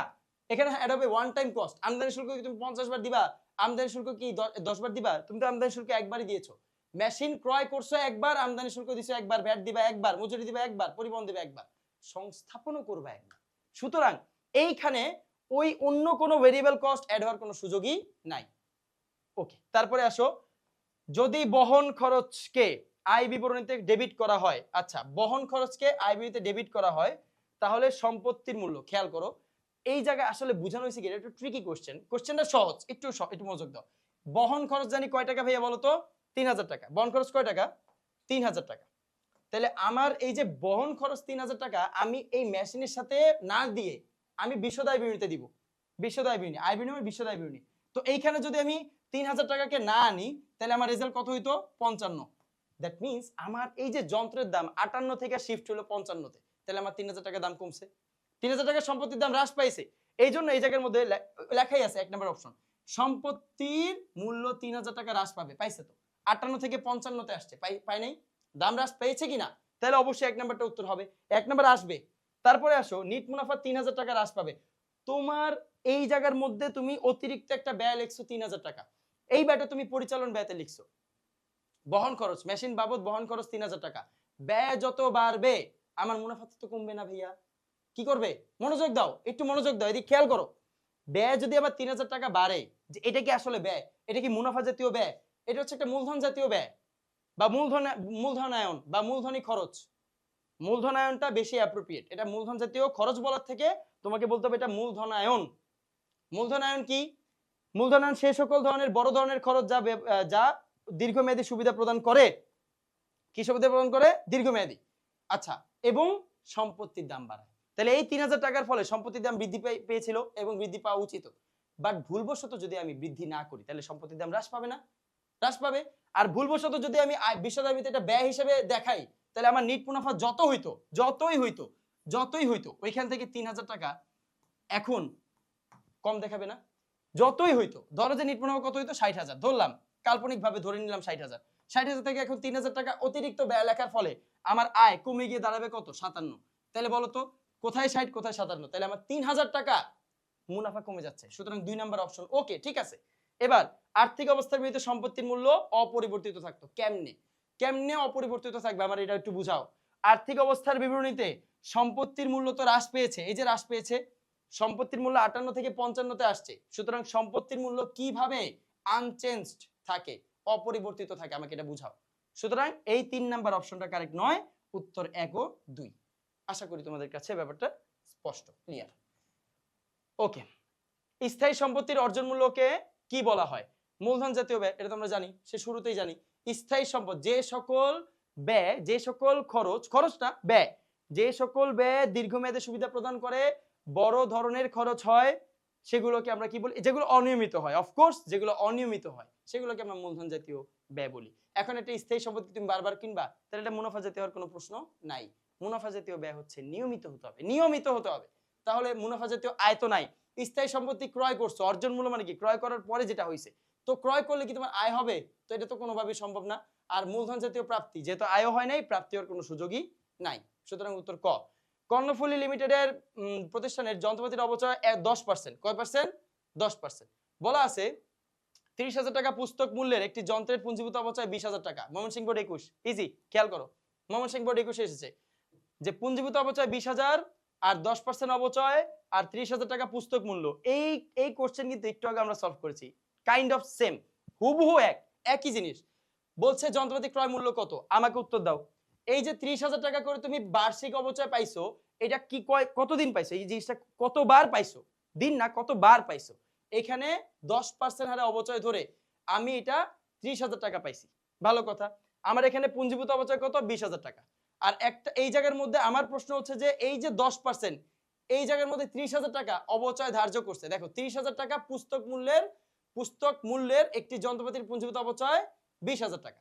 তাহলে এই 10% ইজ ইকুয়াল টু কত? 30,000 না 20,000? আমার প্রশ্ন হচ্ছে ওই জায়গায় এইটা হবে নাকি এটা হবে? 10% ইজ ইকুয়াল টু কত? আমি 10% করেই তো আমি অবচয়টা পাইছি 20,000। 10% করেই তো অবচয় পাইলাম 20,000 নাকি? তাহলে 10% করে যদি আমি অবচয় 20,000 টাকা পাই, এই জায়গার মধ্যে আমার যন্ত্রপাতির ক্রয় মূল্যটা আসলে কত হবে? 10% করে আমি 20,000 টাকা পাইছি। এই জায়গার মধ্যে অলরেডি পুস্তক মূল্য দেওয়া আছে 30,000 টাকা। তাহলে 20,000 টাকা 10% একবার, কথা বুঝো, একবার 10% 20,000 টাকা পাইলাম। তাহলে 20,000 টাকা পাইলে এই 20,000 টাকায় কত থেকে মাইনাস গেছে? আমার প্রশ্ন হচ্ছে ওই জায়গায় কত থেকে মাইনাস গেছে সেটার আগে উত্তর দাও। কারণ পুঞ্জীভূত অবচয় পুস্তক মূল্য কিভাবে পাই উত্তর একটাই অর্জন মূল্য থেকে যখন আমি আমার যে অর্জন মূল্য সেখান থেকে যখন আমি পুঞ্জীভূত অবচয় বাদ দেই তখন আমি কি পাই? পুস্তক মূল্য পাই। তাহলে আমার এখানে অর্জন মূল্য নাই, ধরলাম আমার অর্জন মূল্য নাই, আমি জানি না ক্রয় মূল্য কত, আমি জানি না। বাট এইখান থেকে আমি কাকে বাদ দিব? এখান থেকে আমি পুঞ্জীভূত অবচয়কে বাদ দিব। কত সেই পুঞ্জীভূত অবচয়? 20,000। আচ্ছা ভাইয়া, বাদ দেওয়ার পর আমি কি পাইলাম? আমি 20,000 টাকা বাদ দেওয়ার পরে আমার রেজাল্ট আসলো কত? পুস্তক মূল্যটা কত আসলো? 30,000। আচ্ছা, রেজাল্ট হচ্ছে 30,000। কত থেকে আমার 20 বাদ দিলে অ্যান্সার 30 হয়? উত্তর 50। শেষ। আমি জানি না অর্জন মূল্য কি, আমার জানার দরকার নাই। জাস্ট অর্জন মূল্যের জায়গাটা গ্যাপ রাখো, ফাঁকা রাখো। অর্জন মূল্য মাইনাস পুঞ্জীভূত অবচয় সমান সমান পুস্তক মূল্য, এটা তো আমরা সবাই জানি, বারবার তো এই সূত্রই আমরা অ্যাপ্লাই করছি। তাহলে 50 - 20 = 30। তাহলে অ্যান্সার কত? সম্পত্তি ক্রয় মূল্য 50,000। অর্জন মূল্য বা ক্রয় মূল্য একই কথা, 50,000। এবার বলা হয়েছে যন্ত্রটির বর্তমান বিক্রয় মূল্য 35। তাহলে আমাকে তো এখানে তো কাজ করার দরকারই নেই। যন্ত্রটির বর্তমান এখানে লেখা আছে 30,000 টাকা পুস্তক মূল্য, আর আমি বিক্রয় করছি কত? 35,000। সুতরাং 5,000 টাকা আমার বিক্রয় মূল্য বেশি। আর বিক্রয় মূল্য যদি পুস্তক মূল্য থেকে বেশি হয় তাহলে 5,000 টাকা লাভ। তাহলে 5,000 টাকা কি হবে? লাভ। ক নাম্বার উত্তর। তারপরে আসো, স্থায়ী সম্পদ পুস্তক মূল্যের অধিক মূল্যে বিক্রয় করলে কি হয়? এটা আমরা সবাই জানি। স্থায়ী সম্পদ যদি পুস্তক মূল্যের অধিক মূল্যে বিক্রয় করে তাহলে মুনাফা হয়। তাহলে এবার ভাই আমাকে বলেন, এই জায়গায় ট্রিক্সটা কোন জায়গায় দিয়েছে দেখেন তো? রাজশাহী বোর্ড 19 ট্রিক্সটা কোন জায়গায়? তাহলে ভাই আয় কি দোষ করছে? মুনাফা হলো। তাহলে পুস্তক মূল্য থেকে আমার যদি বিক্রয় মূল্য বেশি হয় তাহলে আমি মুনাফা অর্জন করি। তাহলে আমি কি আয় অর্জন করি না? উত্তর হচ্ছে না। কারণ আয় হচ্ছে ওই অংশটা যেটা মুনাফার একটা অংশ। আমার টোটাল আমি যত ব্যয়তে আছে ওগুলা বাদ দিতে হবে, আমাকে বাদ দিতে হবে। ধরো যে আমার একটা সম্পত্তির ক্রয় মূল্য কত দাঁড়াইলো? 20,000 টাকা দাঁড়াইলো। ওই 20,000 টাকা দিয়ে আমি যত ধরনের ইনকাম করব, ঠিক আছে। এই সকল ধরনের ব্যয় বাদ দেওয়ার পরে আমার যেই রেজাল্টটা থাকবে, অ্যাকচুয়ালি যে রেজাল্টটা থাকবে ওইটা হচ্ছে আমার আয়। তো আমার তো এখানে আয় চাওয়া হয় নাই, আমার তো এখানে কোনো কিছু বাদ দেওয়ার নাই। আমার এখানে জাস্ট দুইটা ভ্যালু দেওয়া আছে, যে এই যে আগেরটার সাথে আমি যদি রিলেট করি, যে দুইটা ভ্যালু দেওয়া আছে। আমার মেশিনের দাম 30,000 টাকা আর বিক্রি করছি 35,000 টাকা। এই যে অতিরিক্ত 5, এটা আমি কিভাবে পাইলাম? আমার এই 5,000 টাকা অতিরিক্ত বিক্রয় করার ফলে পাইছি। তাহলে এই 5,000 টাকা হচ্ছে আমার মুনাফা। এটাকে আমরা আয় বলতে পারবো না, এটা আমাদের বিক্রয়জনিত মুনাফা। এবার আসো, চেকে 10,000 টাকার কলকবজা ক্রয় করে এর পরিবহন ব্যয় কত? 500 টাকা। সংস্থাপন ব্যয় 400 টাকা নগদে প্রদান করা হলো। আমরা জানি পরিবহন বলো, সংস্থাপন বলো, সবগুলোকে আমরা বলি আনুষঙ্গিক খরচ। যোগ করতে হয়, 10 এর সাথে যোগ করতে হবে। মেশিন হিসেবে কত টাকা লিখতে হবে? 500, 400, 10,000। সুতরাং অ্যান্সার 10,900। 10,900। কারণ আমরা জানি অর্জন মূল্যে শো করতে হয়, অর্জন মূল্য সমান সমান স্থায়ী সম্পত্তির ক্রয় মূল্য প্লাস ব্যবহার যত আনুষঙ্গিক খরচ রয়েছে, ক্রয় মূল্য জনিত আনুষঙ্গিক খরচ প্লাস করলাম। 500, 400 দুইটাই ক্রয় মূল্য জনিত খরচ, আনুষঙ্গিক খরচ প্লাস করলে 10,900। যাবে দায় ক্ষতি এর সব জায়গায় 10,900। ওকে, পরেরটা আসো, একেবারে সহজ। যন্ত্রপাতি 30,000 টাকা, বহন খরচ 3,000 টাকা, সংস্থাপন ব্যয় 7,000 টাকা হলে যন্ত্রপাতি কত হিসেবে ডেবিট করতে হবে? এটা তোমরাই পারবা। একই প্রশ্ন। 30, 3, 33, 7, 40। অ্যান্সার শেষ। একেবারে সহজ না? একেবারে ইজি একটা অঙ্ক। পরে আসো, বলা হয়েছে লামিসা লিমিটেডের প্রতিষ্ঠানে 10% অবচয় ধার্য করে 25,000 টাকা পুস্তক মূল্য এবং যন্ত্রপাতি পুঞ্জীভূত অবচয় 15,000। এটা আমরা একটু আগে পাইলাম। সূত্রটা কি ছিল? অর্জন মূল্য থেকে আমি পুঞ্জীভূত অবচয় বাদ দিব। আসো, অর্জন মূল্য যাই। অর্জন মূল্য কেন? কারণ ক্রয় মূল্য চাওয়া হয়েছে। ক্রয় মূল্য = অর্জন মূল্য, একই কথা। তাহলে ক্রয় মূল্য থেকে আমি কি মাইনাস দিব? পুঞ্জীভূত অবচয়। পুঞ্জীভূত অবচয় কত ভাইয়া? কত? 15,000। কিছু একটা আছে। তো কি কত আছে জানার দরকার নেই, কিছু একটা থেকে পুঞ্জীভূত অবচয় 15,000 মাইনাস দাও। আমার রেজাল্ট হচ্ছে পুস্তক মূল্য কত? 25,000। রেজাল্ট কত? 25,000। আমার প্রশ্ন, কত থেকে আমি 15 মাইনাস দিলে 25 হচ্ছে? অবশ্যই 40,000। তাহলে রেজাল্ট 40,000, ক্রয় মূল্য 40,000। একেবারে এই প্রসেসে বের করে ফেললেই হবে, খুব বেশি সময় লাগছে না, একেবারে 5-10 সেকেন্ডের কাজ। যন্ত্রপাতির বর্তমান মূল্য 30,000 টাকা হলে কত টাকা লাভ বা ক্ষতি হলো? তাহলে বর্তমান আমার মূল্য 25, আমি বিক্রি করছি 30, সুতরাং 5,000 টাকা লাভ। একই কথাই তো ভাই, একই তো কথা। এটা তো আমরা পারি, সহজ না? এটা আমরা সবাই পারি। জনাব পুষ্প 20 লক্ষ টাকা একটি মেশিন আমদানি করেন। খেয়াল করো, আমদানি করছে। যদি এখানে জাবেদা দিতে বলতো আর তুমি যদি দাও যে নগদ ক্রেডিট, তা তো কাটা, তা তো গেছিলা তুমি। সুতরাং এই জায়গার মধ্যে মেশিন হিসাব ডেবিট আর ব্যাংক হিসাব ক্রেডিট, কারণ আমদানি করলে ব্যাংক হিসাব লিখতে হবে, কারণ ব্যাংকের ইনভলভমেন্ট ছাড়া তুমি আমদানি করতে পারবাও না। এবার আসো, 2 লক্ষ টাকা শুল্ক ডক চার্জ বাবদ পরিশোধ করেছেন, সংস্থাপন 50,000 টাকা ব্যয় করেছেন, আয়ুষ্কাল 5 বছর, ভগ্নাবশেষ মূল্য 1,50,000, সকল ইনফরমেশন, অনেক ইনফরমেশন দেওয়া আছে। আচ্ছা, এটা কিন্তু কুমিল্লা বোর্ড 15। মেশিনের মূল্য বইয়ে কত টাকা লিখতে হবে, তাহলে যে অর্জন মূল্য একই তো বিষয়, মূল্য মানে কি, ক্রয় মূল্য দেখাতে হবে 20 লাখ টাকা, আবার 2 লক্ষ টাকা হচ্ছে শুল্ক চার্জ, তাহলে হয়ে গেল 22 লক্ষ টাকা, তারপর সংস্থাপন ব্যয় হচ্ছে 50, তাহলে 22,50,000 টাকা আমাদের টোটাল অর্জন মূল্য, সব যোগ করার পরে 22,50,000। এটা তো আমরা পারবো আশা করি। এখন উদ্দীপকে বর্ণিত ডক চার্জ শুল্ক কোন ধরনের ব্যয়, এই আসো কথায়। একটু আগেও বলছিলাম 99% স্টুডেন্ট এই জায়গায় কি করবে, মূলধন, এটা কোন ধরনের ব্যয়। তো ভাইয়া ঠিকই তো আছে, ডক চার্জ শুল্ক তো একটা ব্যয়, আমরা তো জানি, ঠিক আছে। তো কি করছো তোমরা, এইটা লিখে দিছো, ব্যাস, 0, কাটা।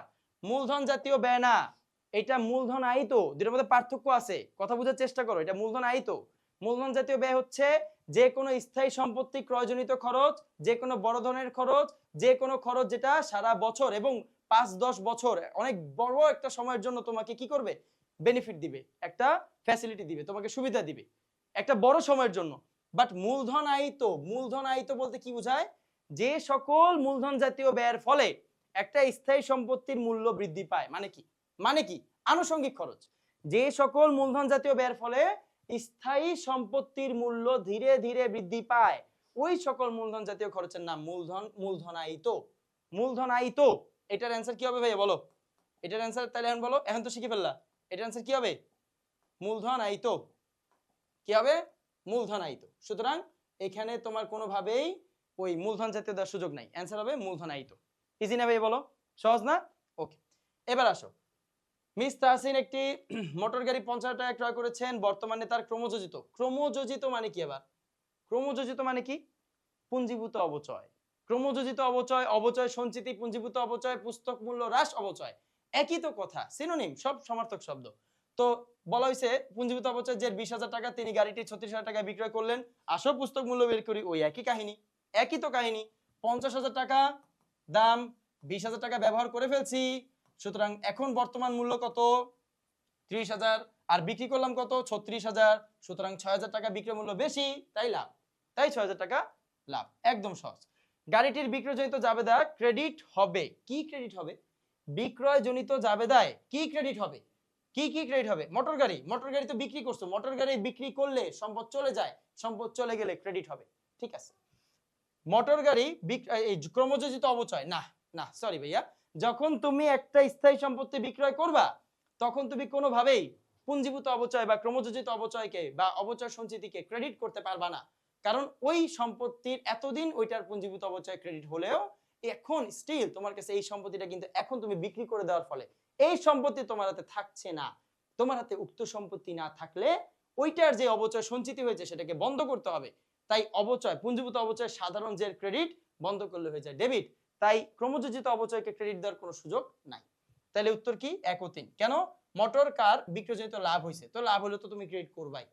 এইটা আলাদা বিষয় যে তুমি পরবর্তীতে লাভকে বন্ধ করে দিচ্ছ, লাভকে বন্ধ করলে কি হবে, ইয়া লাভের সাধারণ যে ক্রেডিট আপনিই তো বলছেন, আর লাভের বন্ধ করলে ডেবিট, হ্যাঁ ঠিক আছে।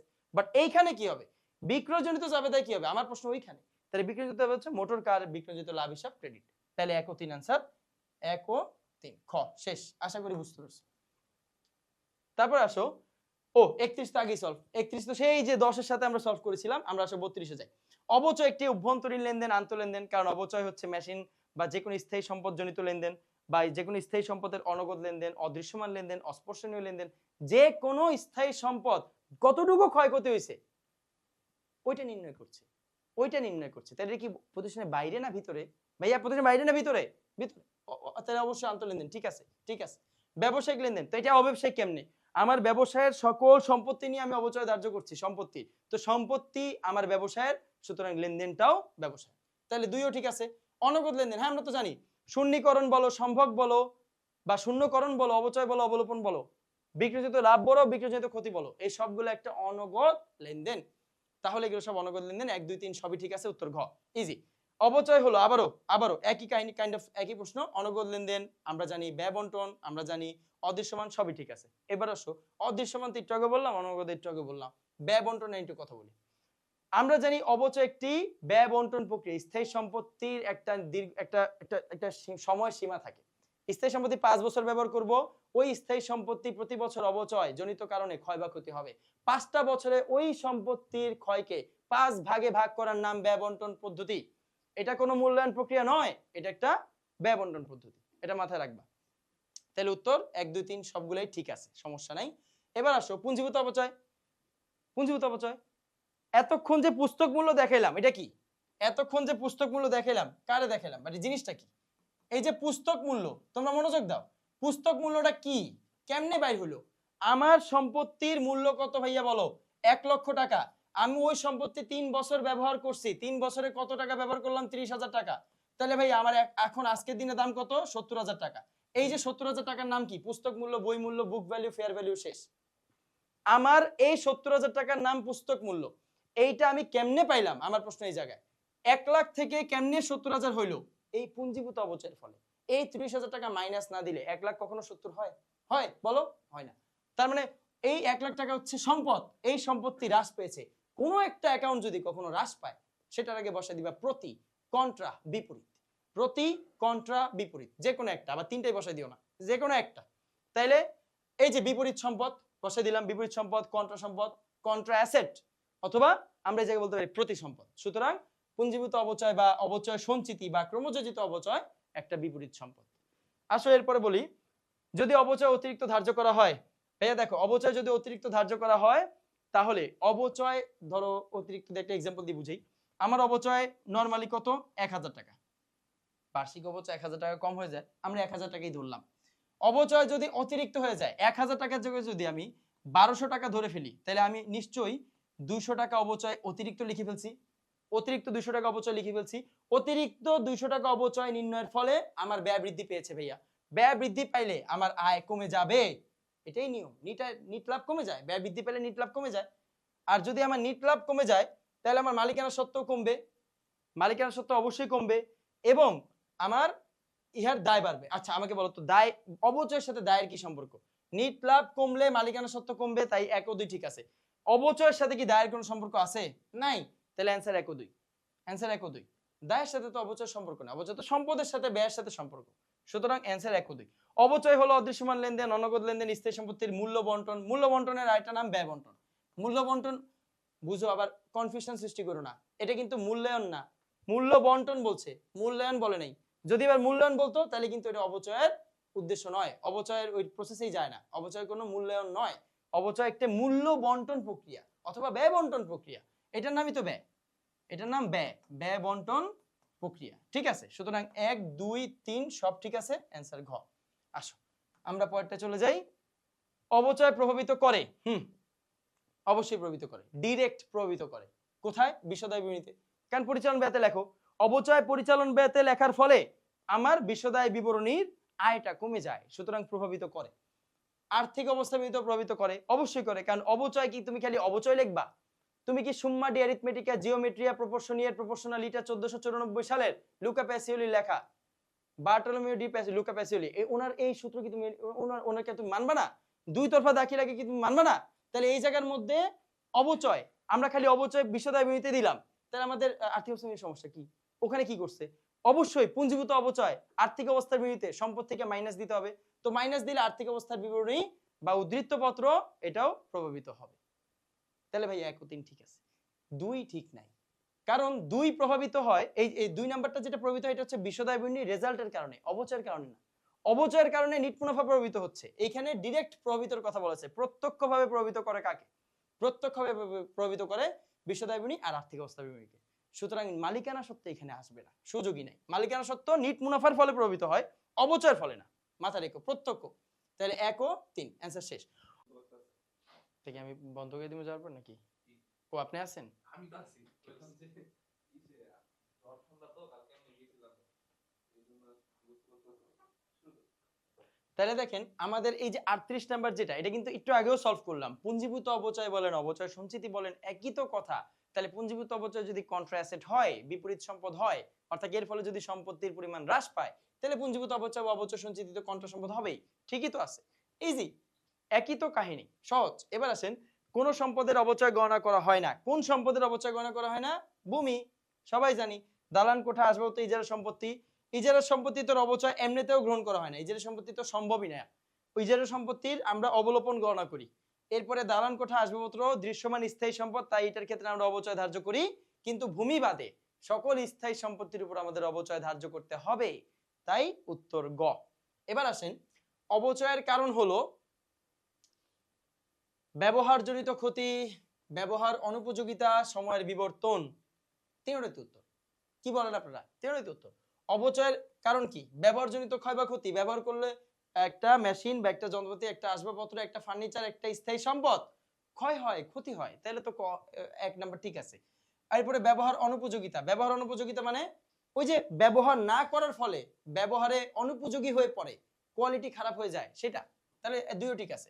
তাহলে সময়ের বিবর্তন, সময়ের আবর্তন, সময়ের বিবর্তন একই তো কথা। অর্থাৎ সময়টা চলে যাওয়ার ফলে, সময় চলে যাওয়ার ফলে একটা সম্পত্তির যে ক্ষয় বা ক্ষতি হয়। সময় চলে গেলেও কিন্তু আমি সম্পত্তিটা ফেলে রাখলাম, অর্থাৎ সেই জন্য তো আমাদের একটা স্থায়ী সম্পত্তির উপর অবচয় ধার্য করতে হয়। সুতরাং তিনও ঠিক আছে। তাহলে উত্তর কত? গ। উত্তর ঘ। ঠিক আছে না ভাইয়া? বলো। অবচয় হলো একটি ব্যয় বন্টন প্রক্রিয়া, আমরা জানি। স্থায়ী সম্পত্তি, ভাই এই মাত্র বলেছি না, অবচয় একটি ব্যয় বন্টন প্রক্রিয়া। স্থায়ী সম্পত্তি বন্টন প্রক্রিয়া, এটাও ঠিক আছে। স্থায়ী সম্পত্তি বন্টন প্রক্রিয়া বলতে আসলে তারা বুঝাইতে চাইছে স্থায়ী সম্পত্তির মূল্য বন্টন প্রক্রিয়া। এখন এটা তোমাকে বুঝে নিতে হবে, পরীক্ষার হলে তোমাকে বুঝে নিতে হবে এটা ব্যয় বন্টন প্রক্রিয়া আর স্থায়ী সম্পত্তির ক্রয় মূল্য বা মূল্য বন্টন প্রক্রিয়া বা অর্জন মূল্য বন্টন প্রক্রিয়া। আমি আগেও বলেছি অপচয়ের সাথে দায়ের কোনো সম্পৃক্ততা নেই, তাই দায় বন্টন প্রক্রিয়া নয়। উত্তর 1 ও 2। আসো, অপচয় কোন জাতীয় খরচ? আমরা সবাই জানি অপচয় একটি কি হবে? অপচয় একটি মুনাফা জাতীয় খরচ। মুনাফা জাতীয় খরচ। ভাইয়া কেন? অপচয় তাহলে বিলম্বিত মুনাফা মূলধন জাতীয় কেন হলো না? বা অপচয় মূলধন জাতীয়, বিলম্বিত মুনাফা জাতীয় কোনো কিছুই কেন হইলো না? অপচয় তো আমরা বিশদায় বিবরণীতে লিখি, ভাইয়া আগেই বলেছি। বিশদায় বিবরণীতে যে সকল এন্ট্রি লেনদেন লিখিত হয়, সে সকল লেনদেন, সে সকল এন্ট্রিকে আমরা বলি মুনাফা জাতীয় খরচ, মুনাফা জাতীয় আয়, মুনাফা জাতীয় ব্যয়।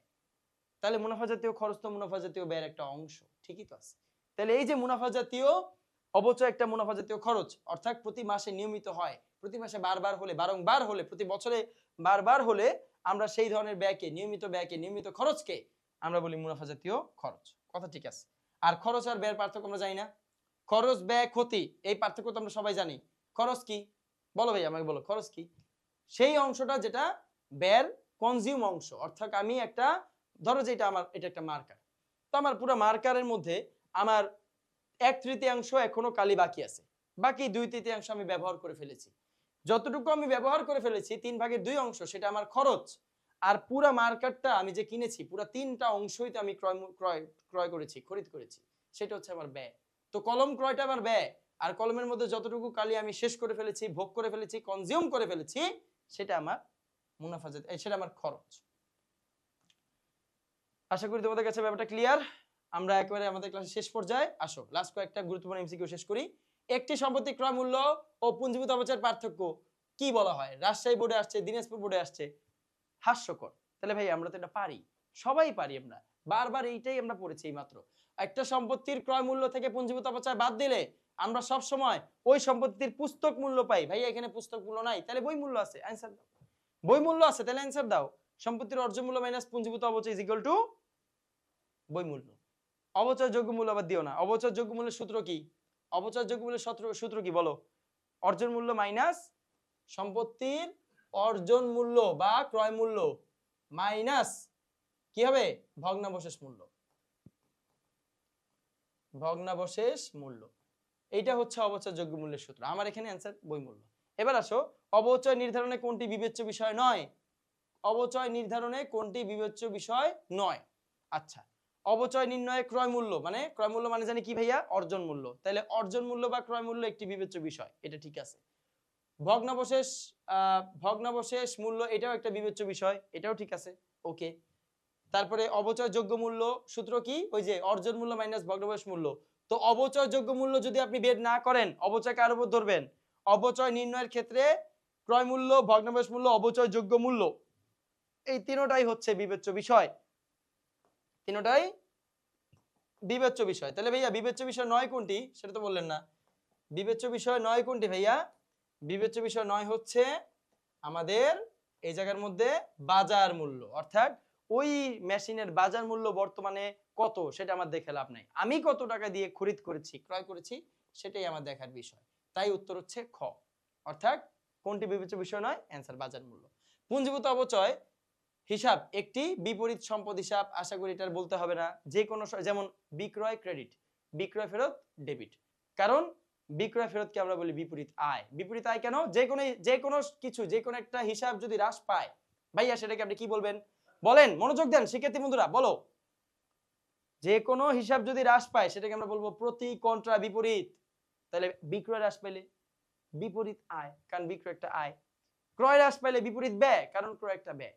একইভাবে সম্পত্তি হ্রাস পেলে, পুঞ্জীভূত অবচয়ের ফলে স্থায়ী সম্পত্তি হ্রাস পায়, তাহলে সম্পত্তি হ্রাস পেলে সেটা বিপরীত সম্পদ বা কন্ট্রা সম্পদ বা প্রতি সম্পদ। তাহলে আমাদের উত্তর ঘ। এবার আসো, সম্পত্তি দীর্ঘদিন ব্যবহারের ফলে মূল্য হ্রাসকে কি বলে? অপচয় না অবচয়? অবশ্যই অবচয়, এটা আমরা আসলে বলার দরকার নাই, সবাই বুঝি। অবচয় দীর্ঘদিন ব্যবহারের ফলে যে একটা মূল্য বা ক্ষয় বা ক্ষতি হয় সেটা অবচয় বলা হয়। অবচয়যোগ্য মূল্যকে আয়ুষ্কাল দিয়ে ভাগ করলে আমরা কি পাই? অবচয় পাই। অবচয়যোগ্য মূল্য মানে অর্জন মূল্য মাইনাস ভগ্নাবশেষ মূল্য, এটাকে যদি আমি আয়ুষ্কাল দিয়ে বা ভগ্নাবশেষ মূল্য দিয়ে যদি আমি ভাগ করি, তাহলে আমি যেটা পাই সেটার নাম হচ্ছে অবচয়। এবার আসো, এটা হচ্ছে যে সরল রৈখিক পদ্ধতিতে অবচয়ের সূত্র আর কি। পুস্তক মূল্য বা বই মূল্য বলতে কি বুঝায়? পুস্তক মূল্য বা বই মূল্য বলতে আমরা বুঝি ক্রয় মূল্য মাইনাস পুঞ্জীভূত অবচয়। সেটা ওই যে মানে এই 43 আর হচ্ছে এই যে 48, এদের মধ্যে আসলে কোনো পার্থক্য নাই, খালি একটু ঘুরিয়ে সেম প্রশ্ন, ক্রয় মূল্য মাইনাস পুঞ্জীভূত অবচয়, সহজ। লাস্ট আমাদের সর্বশেষ যেই ইয়াটা সেটা হচ্ছে, আসো আমরা একটু মনোযোগ দিয়ে খেয়াল করি, দুইটা মাত্র এমসিকিউ আছে, মনোযোগ দাও। অবচয় একটি ড্যাশ, অবচয় একটি কি? Dinajpur board 22, easy. অবচয় কি একটি কাল্পনিক ব্যয়? অবচয় কি একটা কাল্পনিক কোনো কিছু? না, এটা তো আসলে হয়, এটা দেখা যায় না, ধরা যায় না, ছোঁয়া যায় না, বাট এটা তো কাল্পনিক কোনো কিছু না। সুতরাং অবচয় একটি দৃশ্যমানও না, কারণ অবচয় অদৃশ্যমান। অবচয় অবলোপন শূন্যীকরণ যে হচ্ছে এটা আপনি দেখতেছেন, আপনি কি দেখতেছেন এটা? সুতরাং অবচয় একটি অদৃশ্যমান ব্যয়, তাই ক নাম্বারটা হবে না। তাহলে অবচয় একটি নগদ ব্যয়? না ভাইয়া, অবচয় একটি নগদ ব্যয় না, অবচয় একটি অনগদ ব্যয়। অনগদ অর্থাৎ এই অবচয় হওয়ার ফলে আমরা নগদে কোনো টাকা ট্রানজাকশন করি না। উত্তর খ, অদৃশ্যমান ব্যয়।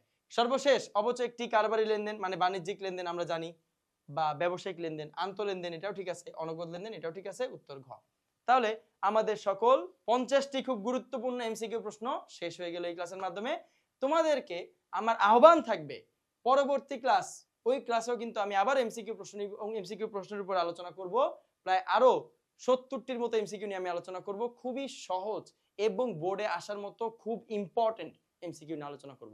আজকের ক্লাস আশা করি তোমরা বুঝতে পেরেছো, এবং পরবর্তী ক্লাসেও তোমরা গত 8, 9, 10, 11 আজকেরটা সহ এই সবগুলো ক্লাস করে তারপর 12তম ক্লাস, আগে 11তম ক্লাস আজকে হচ্ছে, 12তম ক্লাসে তোমরা জয়েন করবে এই ক্লাসগুলো করে, তাহলে তোমরা আরো ভালো করে বুঝতে পারবে। ধন্যবাদ বন্ধুরা, আমাদের ক্লাস এখানেই সমাপ্ত।